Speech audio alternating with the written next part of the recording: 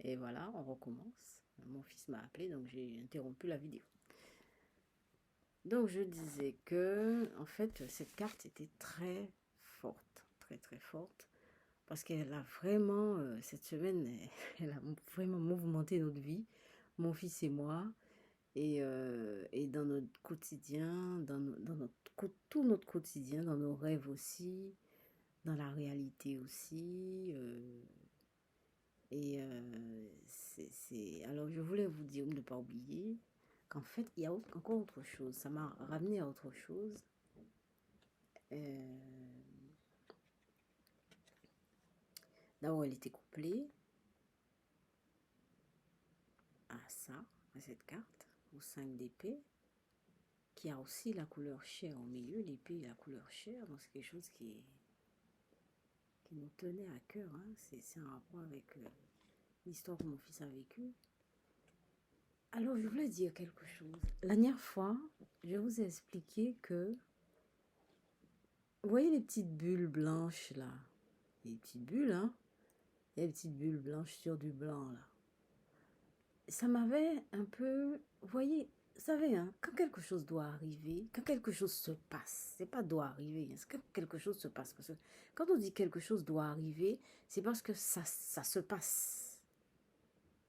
Ça se passe. Ça se passe. Et c'est peut-être après qu'on prend conscience que ça s'est passé. Et on dit ça doit arriver. Vous voyez, on n'est pas phasé, quoi. On n'est pas en phase. Donc, quand quelque chose se passe, on n'a pas forcément conscience. On n'a pas conscience. Moi, quand cet événement-là, ça s'est passé, je n'avais pas conscience. Alors, j'ai fixé, alors, il faut ramener l'écran à chaque fois, la lumière, il faut rallumer. Alors, j'ai fixé les petites boules blanches. Je me suis dit, tiens, c'est étrange, ces petites boules. Bon, d'abord, j'ai trouvé il manquait une couleur. Il n'y avait pas de jaune dedans. Voilà, il n'y avait pas de jaune. Et il y avait du blanc, du rouge et du bleu. Ça fait le drapeau bleu, blanc, rouge, hein, n'est-ce pas?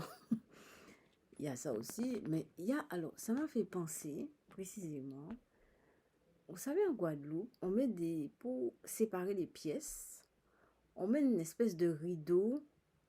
J'ai de la peinture dans les mains parce que j'ai fait la toile tout à l'heure. On met une espèce de rideau avec des franges. Des rideaux avec des franges pour séparer les pièces. Eh bien ça, c'est vraiment... Et c'est quelque chose qui date. Enfin, maintenant, est-ce qu'en Guadeloupe, il y a ça? S'il y en a, il y a toujours ce genre de rideau avec des franges. Hein. Mais bon, maintenant, les gens ne mettent... Ouais, si ça existe dans les boutiques, si ça existe hein, quand même. Ça existe. C'est un peu vieillot, c'est un peu reculé, mais ça existe. Donc, ça m'a fait penser... Et dans mon enfance, il y en avait plein partout. Et donc, ça m'a fait penser à ce genre de choses. C'est-à-dire que, vous voyez, les bulles se succèdent comme ça. On dirait des franges. Et d'ailleurs, dans l'animation que je vais faire tout à l'heure, j'ai fait des boules blanches. J'ai coupé du papier, j'ai mis du scotch. Comme ça, le scotch fait le transparent. Alors, il y a des, vous allez voir seulement des boules blanches. Et sur la toile, enfin, un peu une espèce de grappe de boules blanches sur la toile comme ça, en animation. Pour rappeler le rêve que j'ai eu. Alors, donc cette carte m'a vraiment, vraiment touchée. Cette carte m'a vraiment, vraiment interpellée. Et donc, c'est pour... Alors, j'ai parlé aussi du mandala. Je vous ai dit aussi que le mandala, c'est intéressant, mais je ne sais pas du tout ce que c'est. Je vois dans le livre de Jung, le mystère de la fleur d'or. Le mystère de la fleur d'or de Jung. Je ne sais plus en quelle année il a écrit ça, dans les 1900, après 1900, hein, je crois. Oui, c'est ça, après les 1900, peut-être première moitié du XXe siècle. Première moitié du XXe siècle. Et ben, il parle du mandala. Et il dit que le mandala, c'est un cercle magique. C'est un cercle magique. Enfin, j'aurai l'occasion de revenir hein, sur ce genre de choses. Hein. Je vous en parle comme ça, spontanément, mais un jour, je prendrai le texte et je vais vous lire le passage. D'ailleurs, peut-être la prochaine fois, je vais mettre le texte de côté pour vous lire le passage où il parle des mandalas. Et il dit que c'est un cercle magique qui se déclenche. Je crois qu'à un moment donné, il dit déclenche. Et moi, ça m'est arrivé plusieurs fois hein, que, que ce qu'on entend par mandala, ça renvoie. En fait, c'est comme si l'image, l'image, c'est comme si l'image vous fait entrer, c'est peut-être pour ça qu'on dit mandala, c'est comme si l'image vous fait entrer dans une pièce. Enfin, je ne sais pas comment expliquer ça. Parce que, écoutez, il y a la carte. Moi j'estime que le tarot, c'est un mandala. C'est un vaste mandala. Moi, je le crois. Bon, je ne pourrais pas forcément le démontrer. D'ailleurs, en travaillant dessus, peut-être que je vais en parler, peut-être que je vais essayer de voir comment ça s'argumente. Mais c'est un mandala. C'est-à-dire que c'est des images qui vous font entrer dans une autre pièce. C'est comme un... vous voyez la carte? La carte. Eh bien, cette carte-là a la possibilité de vous faire rentrer dans une pièce de chez vous, dans une pièce de votre mémoire ou une pièce de vos émotions. Voilà. C'est ça. C'est-à-dire dans vos émotions. La carte a la possibilité d'entrer dans vos émotions et même de... comment expliquer? Et même de s'adresser à vous. Mais bon, je ne pense pas que ça soit quelque chose de... C'est pas schizophrénique, ni parano, hein, ni c'est pas un truc hallucinatoire non plus. Moi, ce que je crois, c'est que le mandala se déploie, mais pas tout le temps. Bon, ça dépend de la personne qui y touche. Enfin, quand je dis touche, c'est pas forcément toucher la carte comme ça, hein, mais qui est en contact avec les cartes. Ça dépend de la vie de la personne, de ses choix, de ce qu'elle fait dans sa vie, etc., etc., etc., de sa sensibilité. Bon, il y a plein de choses, hein, de toute la personnalité globale de la personne.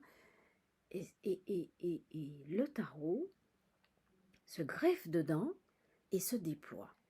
Moi, je suis persuadée, c'est pas mystérieux ni paranormal, hein, c'est quelque chose de tout à fait... c'est quelque chose de normal, hein, c'est même rationnel, hein, c'est normal.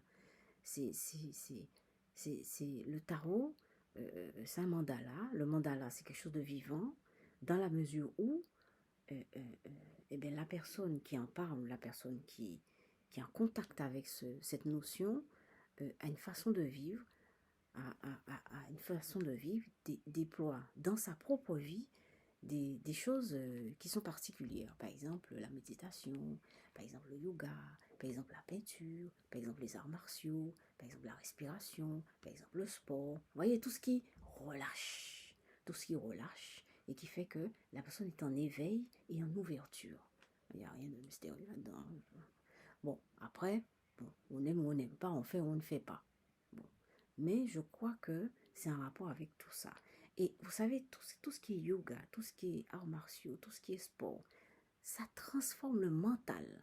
Même au niveau des hormones, hein, les hormones, l'alchimie des neurones, des neurotransmetteurs et tout ça se trouve transformé. C'est pas... Hein? Donc, tout ça ne se fait pas sans notre cerveau, hein, sans l'alchimie de notre cerveau. Quand je vous dis l'alchimie de notre cerveau, ça ne veut pas dire l'alchimie. Hein. Ça veut dire tout ça se fait grâce à notre cerveau. Grâce à notre cerveau. Voilà, c'est notre cerveau, c'est nous qui sommes en relation avec la carte. Vous voyez, il n'y a rien de mystérieux, de complexe, ni de paranormal. Même les esprits, quand on dit esprit, les esprits, moi c'est pas paranormal. Moi, le paranormal n'existe pas hein, pour moi. je vous embête un peu peut-être, mais il n'y a pas de paranormal. Hein. Il y a une question d'ouverture ou pas ouverture. Voilà, c'est tout ce qu'il y a. Bon, maintenant, je vais passer à la petite peinture. Alors, comme d'habitude, je n'ai pas préparé ma peinture. Oh.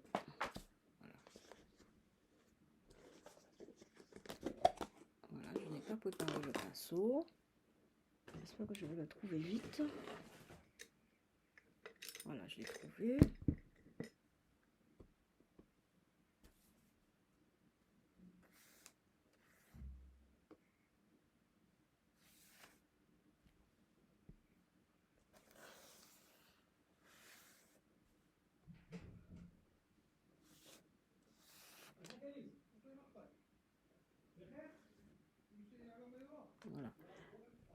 Je vais arrêter la petite peinture. On va se voir après.